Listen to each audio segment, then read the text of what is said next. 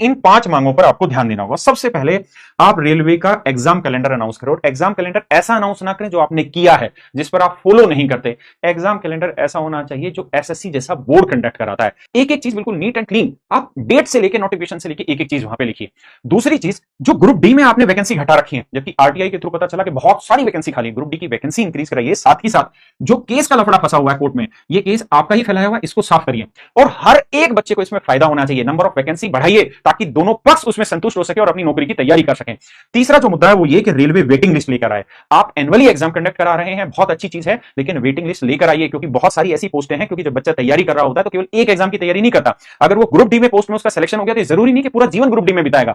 हो सकता है कि उसका एएलपी में सिलेक्शन हो जाए, उसका हो सकता है एसएससी में सिलेक्शन हो जाए, हो सकता है बैंक में सिलेक्शन हो जाए। तो बहुत सारी ऐसी पोस्टें होती हैं जिसपे बच्चा ज्वाइन ही नहीं करता। तो इसका मतलब ये नहीं है कि हम उन पोस्टों को कोलैप्स कर दें, नहीं, ये आपकी जिम्मेदारी है कि उन पोस्टों पे रिक्रूटमेंट भरी जाए और जो वेटिंग लिस्ट है उसके थ्रू बच्चों का सिलेक्शन किया जाए। और वेटिंग लिस्ट का क्राइटेरिया बिल्कुल साफ होना चाहिए ताकि पर्दे के पीछे कोई खेल ना खेला जा सके। अगली चीज ये है कि जैसे एसएससी एग्जाम सेंटर देता है, सबसे पहली चॉइस तो ये होनी चाहिए कि बच्चे को जोन के ऑप्शन मिले कि वो किस जोन में एग्जाम देना चाहता है। जहां वो एग्जाम सेंटर भरना चाहता है उसके सोर्स से 200 किलोमीटर के दायरे में ही आप एग्जाम कंडक्ट कराइए।